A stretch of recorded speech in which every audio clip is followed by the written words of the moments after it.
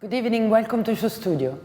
We're going to discuss Paco Rabanne by Julien Dossena, and it's our first panel from Paris Fashion Week. There's a lot to say. We've just seen the show, and there's, some movement already in the panel about opinions and ideas. So I'm not taking any longer, and I let you start by introducing yourself. Sure. My name is Gareth Chow, and I'm a fashion stylist in London. My name's Ruth Thomas. I'm an editorial intern at SHOWstudio. My name's Caitlin Price, and I'm a womenswear designer from London. My name is Amelie. I work as a fashion illustrator, and I am Swedish and live in London. Great, thank you very much for being here. So Paco Rabanne showed this afternoon in Paris, and if I want to start the discussion, I want to say that first of all, I absolutely love the show. I like Julien's work in general. I'm one of those that liked him from the beginning. I think he did a great job in revamping a brand that was almost dead, almost defunct.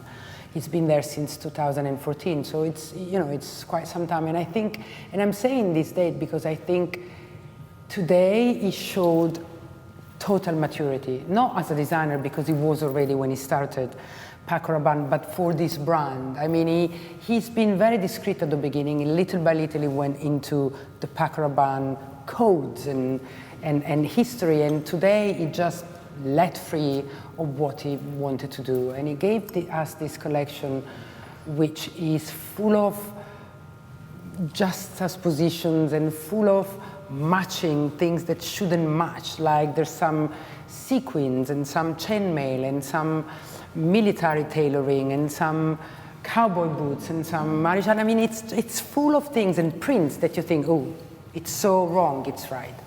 And I think that overall it's a very, very, very good and very desirable collection. So shall we start a discussion? Who wants to say something? Start from me. What did you think? Well, first of all, I was watching the live stream on Instagram when I was on the way here, and I gotta say I really liked the collection.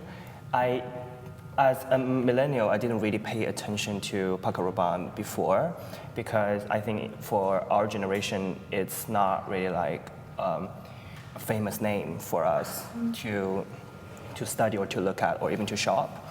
But when I was looking at this collection, I just felt there's something I really like about it. I think I like the whole mixture of the elements, and I like how he overlayering all the materials and the prints. And also, I think from an editorial-wise, as a stylist, I think they're going to look gorgeous on editorials and even on some celebrities on the red carpet, like Janelle Monáe. I think I would picture her wearing some of the androgynous pieces with tuxedo and leopard print. Yeah, by the way, this collection is a little bit more evening than usually Julien does. It's usually very day wear, and there's this night glam that it's almost dangerous, I think. I think there's been a big resurgence there in Paris so far for like these evening party wear looks. Like Saint Laurent last night was basically doing the ultra like party girl kind of look in like a nightclub. This is obviously a different kind of evening wear, but yeah, I think it's interesting that there's like not quite as much of a focus on tailoring as has been in like Milan and London this season. This is in Paris in general, yeah. I think it's like a masterclass in layering, and it looks so effortless, and you've sort of seen his woman evolve each season, but this sort of, to me, perfectly encapsulates probably who his customer is, and the way he kind of reworks the chainmail each season, but actually makes it look very, very wearable and very easy. It's created such an elegant kind of silhouette, despite there being so many different things going on layers, within, layering and. Our very own fashion editor Georgie sent me some notes from the backstage.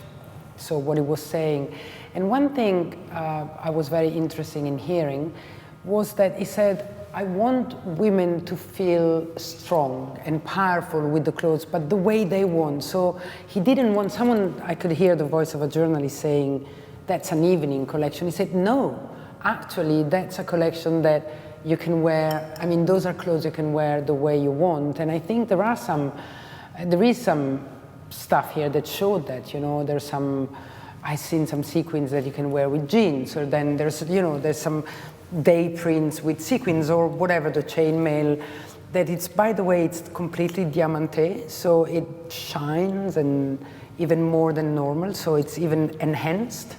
Like this Here we can see. So he didn't want it to be a night collection, an evening collection, but a collection for whatever you want. I do think though, like some of those pieces, like especially the last look in this collection, I would struggle to call that anything other than like an evening Hollywood-inspired look. And I mean like an old Hollywood-inspired look, especially with the train coming down to the back. You can't really see it like when it's just shown from the front, but it's got this like real like classic Balmain, not like the new Balmain, but like Pierre Balmain kind of aesthetic to it, where it's like fitted on the body and comes down the back. Something you'd wear to like the Oscars in like the 30s or something. I think that this makes me think of Winona Ryder in the 90s also. Yeah. There's something That's very interesting. besides. So you mentioned Oscar with this, with a hem on the knee. Maybe not the length of it, but certainly the way it's tailored around the body. I feel like that's your classic Hollywood. It could become 30s. a gown and yeah, and especially the train at the back. There's still an ease to it though. It doesn't feel uptight. It feels like that woman looks comfortable. And that's why I can see It's believable. a trendy girl in London wearing this almost to go to work. Now, it's a little bit too much maybe with the train, but or to go out for dinner with her girlfriends, I don't see the potential of a gown there. But anyway, so also he was talking about the main inspiration is David Lynch and Mulholland Drive, the film that I don't know if you've seen, but it's one of my favorite films of all times. And while I was listening to that, I was looking at that carpet, and I was thinking that carpet reminds me of like motels in deep America. And just then and then he said it, or I read it somewhere, like hotels in Hollywood. I didn't see Hollywood, I saw more deep America with those motels that smell a little bit of like crime or whatever happened there. And so it fits very well to David Lynch's description. But then there are Art Deco chandeliers on the ceiling, and then he was also talking about an English granny and the royal member of the English royal family with their cardigan and that look, which is a little bit more 30 or a little bit dusty, Yeah. So it's quite interesting because even in the way he was describing it, there were many, many, many different layers. Do you see all of this? I do, but I feel like it did make the collection a little bit, like it wasn't as cohesive as I thought it could be. I thought like the military jackets that they mentioned in the press release as well could have just been cut from the collection. It would have been a much stronger one for it. I think the 30s looks that you're talking about, like the blue dress, which has got like the V shape with the gathering and the way the things shoulders. is cut on the how do you go on the chest, like. Yeah, they're interesting, but I just feel like it's like you've got those looks and then you've got these Hollywood looks, and I don't really feel like they necessarily work together super well in the same collection. But so you were disturbed by the... Well, I feel like the individual pieces themselves are really, really good, but just collectively as I just don't feel like they work super well together. Someone said before it's a little bit the Gucci school. It's the piecing together, isn't it, of the vintage and the Gucci. And do you like that? I prefer this to Gucci. I think it's like a. I think Gucci is too dramatic. This is more the realistic collection, but I had also the association to Gucci. Yeah. But like that, I wouldn't wear. I don't think I would wear. I mean, I would have loved. Well, somehow, maybe in a dream world, I would wear this. But I actually feel it's very young. So I was thinking, when in your 20s, you express a lot. Like you want to express what you're wearing, whereas I find I'm now in a stage where it's more about what you represent, or like it's a different way of thinking. So when I saw this, I had all these film references actually popping up in my head. So it makes sense when you said that. The blue dress that you just mentioned, I mean, I thought of Isabella Rossellini in Blue Velvet. Well, she's wearing like literally that dress, so there must be quite a lot of references. What were you saying, Gareth? What was I saying? Oh, I was saying I think it still has difference between this collection and the Gucci vibe. Yeah. I think this blue dress particularly, I can see there's a sense of feeling that maybe you could appear on the Gucci runway. But I think this is more, I think what Julian did was more like a Parisian version of glam, and it does remind me a little bit of the costume shop, but the very luxurious version of costume shop in Paris, because of the costume shop that used to rent costumes to the balls and to. Yeah, I mean, when I just want to clarify that when I mentioned Gucci, I didn't mean that it was trying to copy Gucci, but I was meaning the Gucci school where it's a little bit, you know, vintage or granny chic, where you have a military tuxedo together with a sequin dress and a suede or a silk dirty dress. I personally love that, and everybody knows how much I love what Alessandro Michele has done to Gucci and to fashion in general, because I believe that this is something that empowers you to wear what you have in your wardrobe the way you want, the way you like.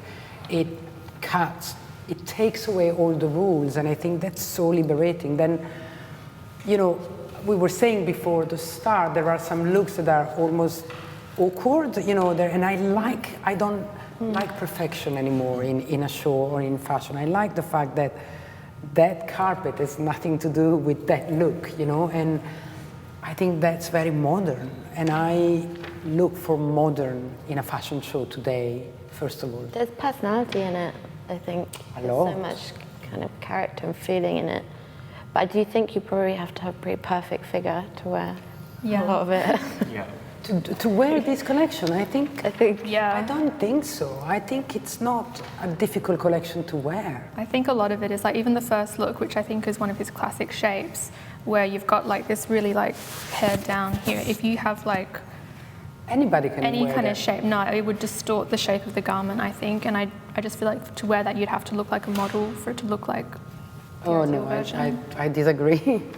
I loved it. I mean, those coats like this, if you think about the women in the past, they were not looking like models, and that mark your waist even if you don't have one.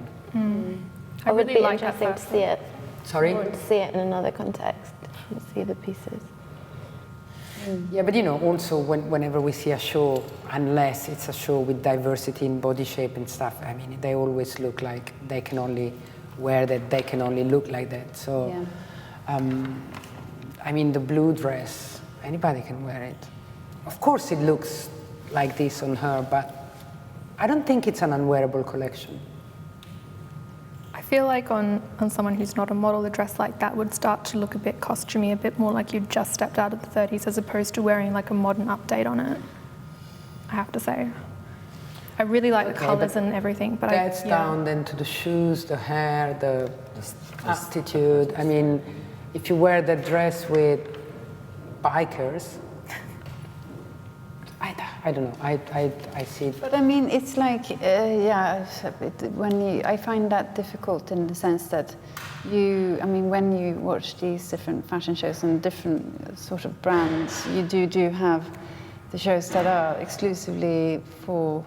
I mean, it's a form of design that doesn't apply to the everyday or the daily wear, or like for the various body types that we now really try to push into the fashion industry. And like, I guess you have a point that this is obviously a collection that's kind of, I mean, yes, the models are representing this one figure. So. But these models are not the skinny models of Vaccarello for Saint Laurent. I mean, they have breasts, and, I mean, they're not all of them, but they're not. I mean, I was just looking at the Saint Laurent show online. Yeah. It's a bit scary. Yeah. I really think it's a bit scary, and it's not very modern to be that naked and that skinny. But since it wasn't heady, nobody says it, but that's a different panel, a different story. Yeah. And that's for me disturbing. Here, I'm not disturbed by the thinness of the model. Am I wrong? No. They're also more dressed compared. You would compare that. They're less naked, let's say. So it's less in your face. But on the other hand, if you look back at the brand, I do think that there is this European influence, like living in England. I do think that I'm more and more aware of the difference between England and Europe, and you have that in the brand. The heritage of the brand. And you think if you think about the '60s with this dress, and it's that type of woman also, like the boyish, skinny girl with like short hair, and that sort of. Although I think one of the things Paco Rabanne, like the original designer, was known for is like his movie with Jane Fonda and Barbarella. Barbarella. Her look is obviously quite different to like that 60s model. That is true. No, I mean, as I said, it is more 30s and 40s and 60s for sure. Yeah. I don't see a reference to Barbarella that we saw much more. I don't think he needs to keep looking back. Chainmail. No, exactly. He needs to get out of that. Yeah, I don't think he needs to. There is metal, there is chainmail, but I don't know if we can see it. But he was mentioning it. He said, we used to see, diamonds and jewelry on the neck, on the wrist, but this is the whole thing. So he diamante the chainmail. So the dress is the piece of jewelry itself. Yeah. And I think that's very interesting, and that's a strong reference to Paco Rabanne, but in a more modern or in a more Julian Julian way, It would be interesting to try it on, because I imagine it's a bit like Jeanne d'Arc Go disco. Like, you must be heavy and quite sort of, actually maybe like protection when you go out, when you wear something. It is like an armor, yeah. It is like an armor. It's like wearing exactly like the soldiers were doing in medieval times. They were putting metal on top of the clothes. So what do we think about the work he's done for the brand since 2014? I don't know if you've followed him, but I think from day one it's been genius, and that's why, this is a brand that is not only now in the radar of the press, but it's on the radar of the people. It's probably more French than here, more continental than British. Here probably people have other brands that they like, but it's certainly one of my favorite shows to see every time, and favorite brand to go and visit when brands arrive in the department stores. What have someone of you followed? Julian Docenas? Paco Rabanne? Yeah. Didn't really follow until a couple of weeks ago.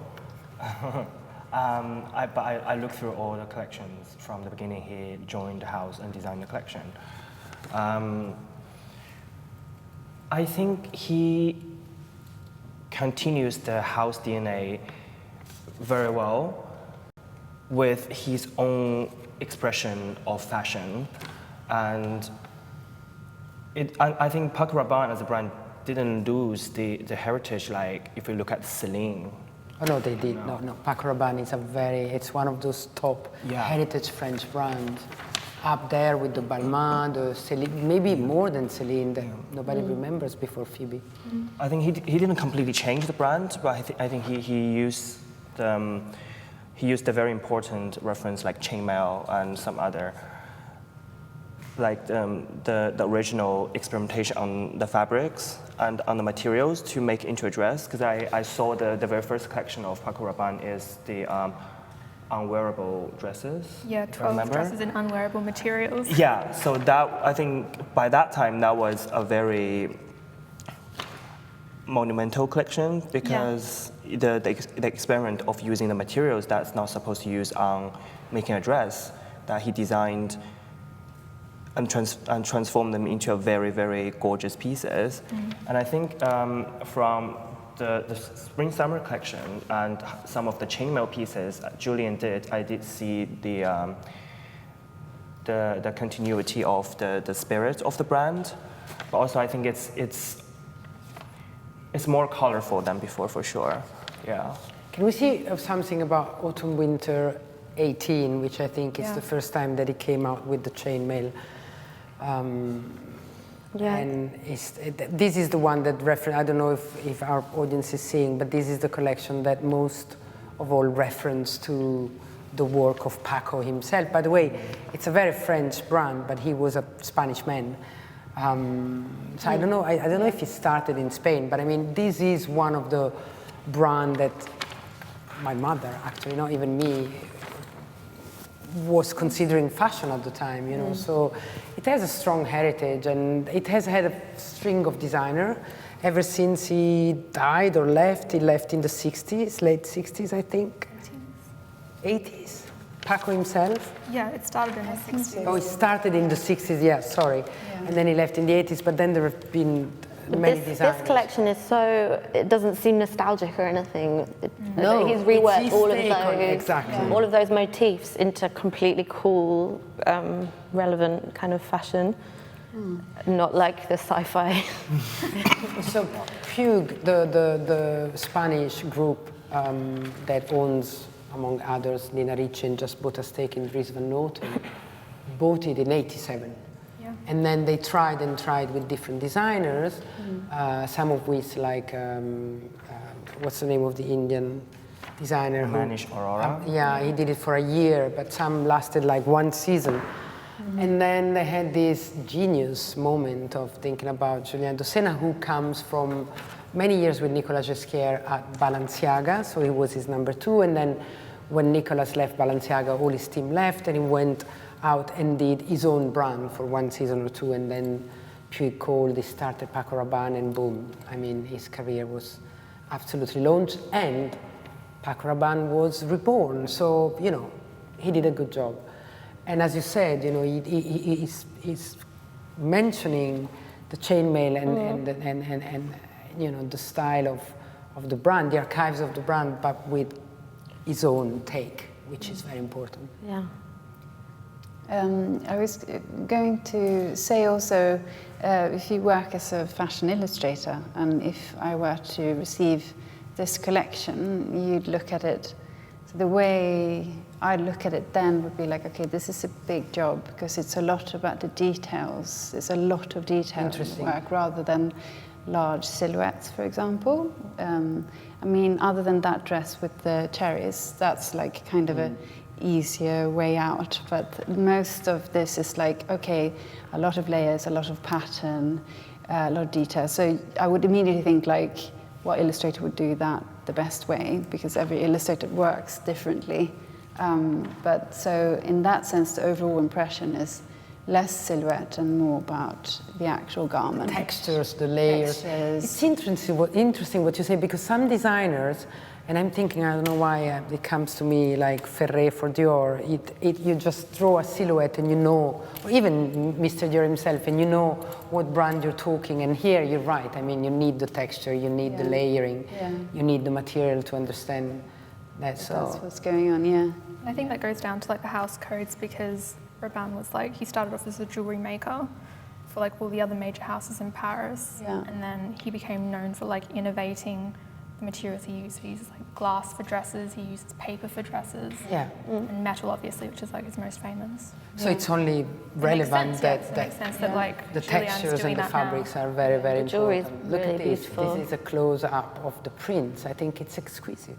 I have to say, one thing that I do notice a lot is that it's so similar for me, at least visually, to Nicolas Ghesquière at Vuitton. I feel like sometimes I look at both collections and I'm like, am I watching the same collection? That much? I don't. It's funny because I was watching the Chloe, the latest Natasha Ramsey collection, who also comes from the school of Nicolas, who remains one of the great designers, and I can see inevitably, you know, some take on shapes and designs, but more in the Chloe collection than here. No, I don't feel see like Nicolas at all like anymore. The first look, especially his jackets and tops, which come back season after season, which have like a higher waist that sort of come here and then split.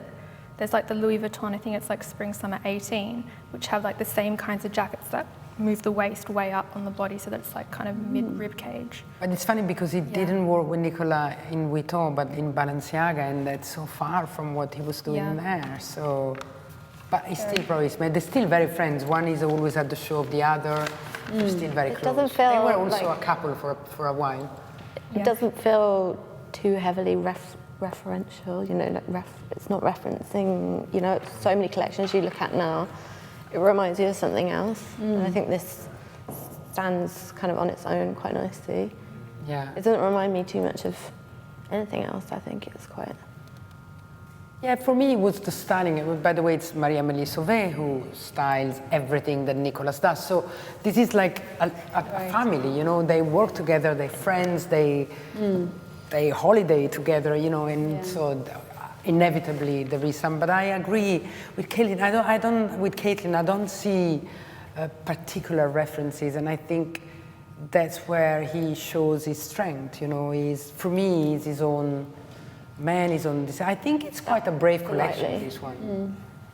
I think it's quite a brave collection with what we were saying, the layering, the texture, the different material, the prints with the, you know, the cowboy boots. You wouldn't think, what does it have to do there? And yet it works. I'm not a fan of cowboy boots, but yet it seems to work. I really like those campaign images that we saw right before. I like to have that in my mind while thinking about the collection, because this literally gives you a vision of how I always find that that gives you a view of his inner world in a way, rather than the clothes. So that was I thought that was really nice. I love this. I love this. That reminds me of Lee Miller, the war photographer, and there's some surreal with the door and the sky behind. So there's lots of layering. It's quite surreal. There's a little bit of... But then he has this bright disco feeling. Like the mattress is like modern art, but it's like... I think the set design there is spectacular. Yeah. But you see, there is the chainmail on the bed, on the mattress, so there is, the reference is there. It's like, there are lots to read into this, and I think that was really nice to see today. I saw this today. Is that a bag? No, it's a dress, I think. It's a dress. No, at the entrance, next to the door. Yeah, I don't know. Yeah, there are two dresses and I think a bag, the white thing close to the door. Yeah. It looks like a box. But it's kind of nice that you can't even tell, because it's like the stuff it's that you like buy an from the brand. architecture. The stuff you buy from the brand will just be integrated into your life seamlessly. And also, is it rented entirely in a computer? Is it like a computerized room? Isn't it? I don't know. You think it's not photographed? I think it's I photographed. first thought so, but now when I look at it, it could very well, because of that box you mentioned there, it almost looks a little bit like rendered, like, you know, the way designers are. It could be. Creating It could be. rooms. Yeah. In a way, would be quite clever if actually that is what he's done. It's very modern. It's very, and also the way, I don't know who photographed this campaign, but also the way the model then in the following page are photographed and styled. Yeah. Can we turn the page, Joe, please? And go on the models. It was there before. I think I had, and can you tell me who photographed this campaign, please? Oh, yeah. Can you look it up? I know. Thank you. It's kind of hyper real, isn't it? Yeah. It's like Hyper real, that's the word, yeah. But also like a beautiful, like sunny. It's a version very of, like Paris, I think. And again, you know, the chains come back, so there's the references there. Yeah. So good job. What else did he mention? He was talking about Marlene Dietrich. We see her in the cut of the dresses. Yeah. He was talking about men's tailoring, refined beauty that is not thrown on your face, which is quite true. I do wonder, like, who buys the clothes, though, because I know they don't have a lot of stock list, for instance, in the UK, and they don't have any flagship stores here, just in Paris. No, they have a store in Paris, so yeah. I think at the end of the day, it's very French. I'm sure that it's one of the cool brands to wear and buy in France. You don't see it much here, but they never really did much to, maybe I'm saying something completely wrong, but to internationalize it.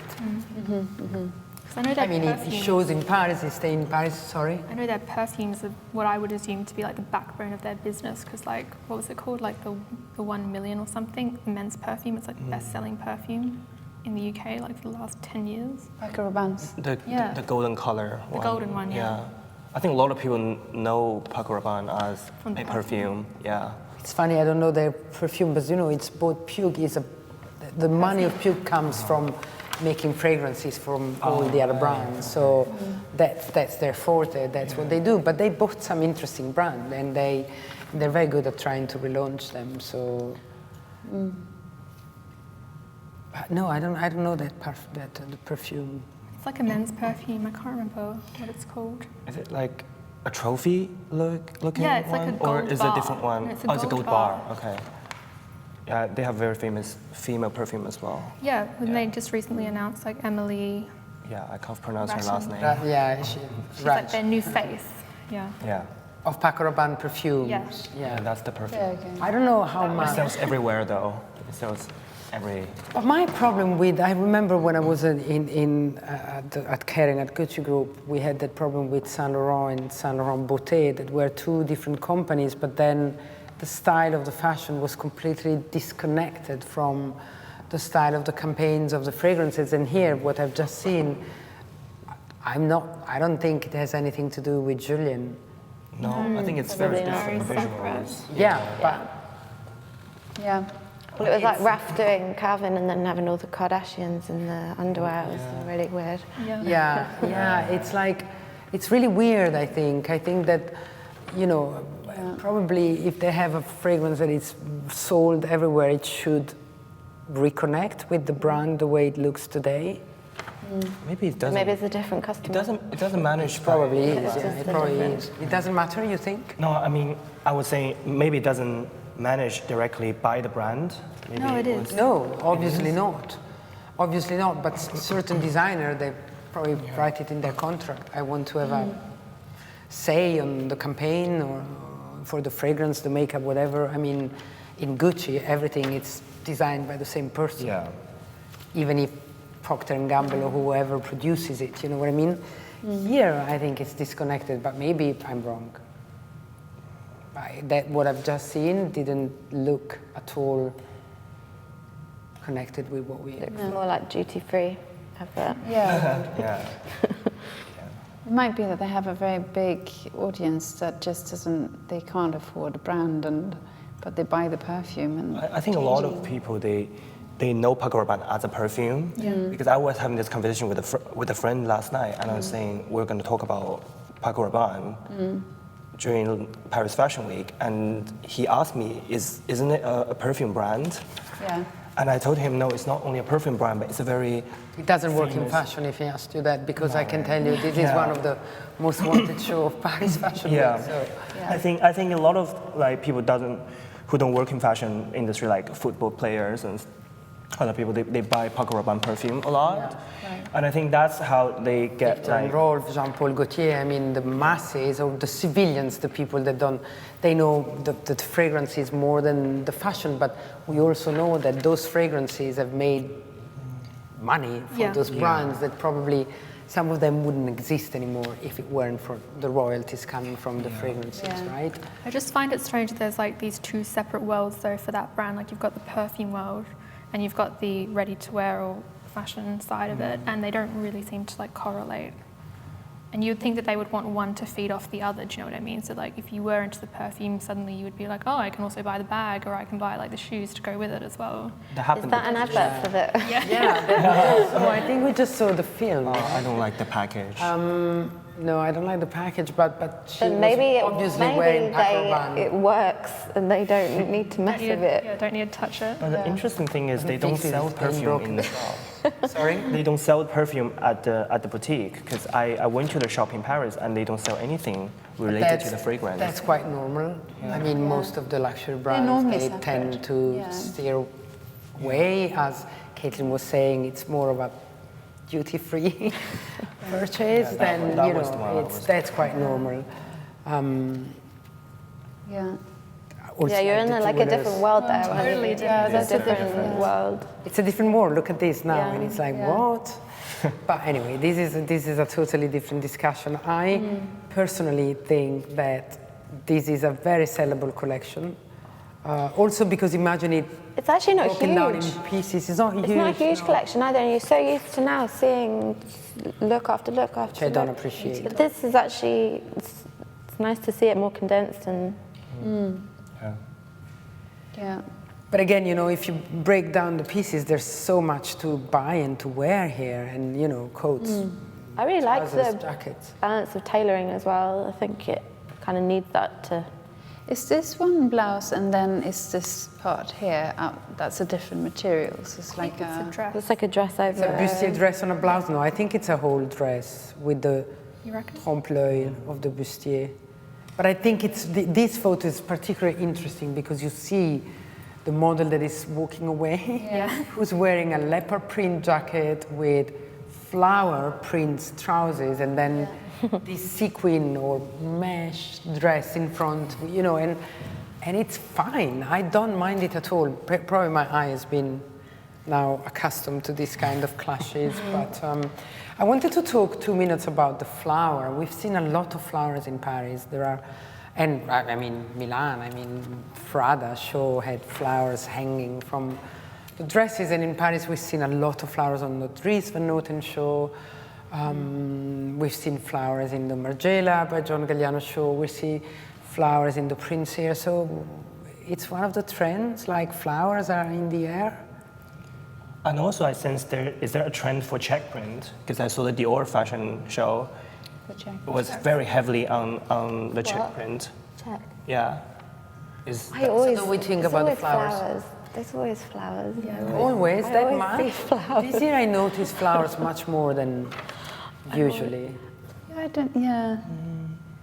You mean like what does it represent for the time we're in? Or? Well, yeah, I have my little idea. I think that these are quite hard times, and people are a little bit dark. And as Miuccia was saying, we have to talk about love, and flowers are part of it. And some flowers like hers were sad because they were a little bit on the verge of dying, which is a very strong symbol.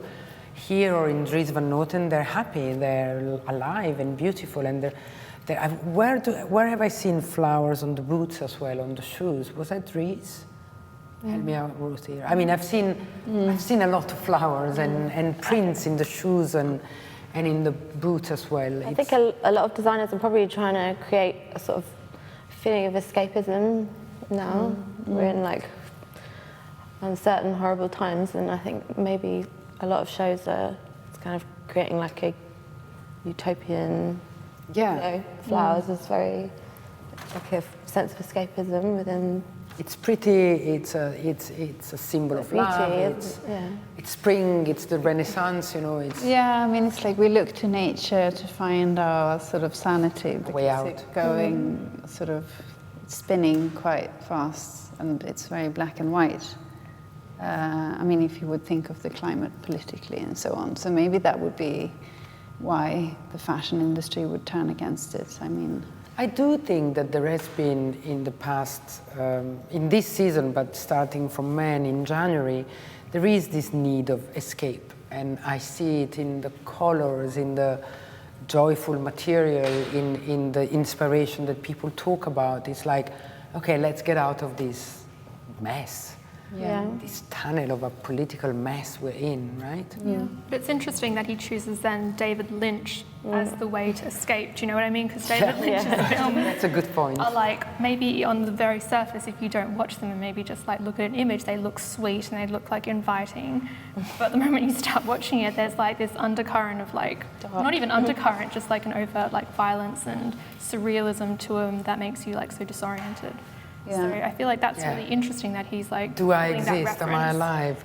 What are we? You know, that's David Lynch. So it looks like, you know, nice, but then you're like, actually, maybe he's picking up on some of those like more disturbing things that are going on in the world. It's a good reason to go back and watch Mulholland Drive, which is really, really, really a very good film. So, and it is, but it is. Actually, it is a film where you feel some escapism because it takes you so much out of reality in a way, but then it throws you in at the end immediately. Like when you're watching that film, you're not thinking about anything else, really. No, you're just in there, Well, we're not going to do a panel on cinema, so unless my panelists have something to add, I would call it a day. So are we happy with what Paco Rabanne looks like today? Yeah, I'm happy. Well done, Julien. Thank you very much. Don't forget to subscribe to SHOWstudio channel on YouTube, and we would love to hear what you think, so please leave your comments. Thank you and goodbye.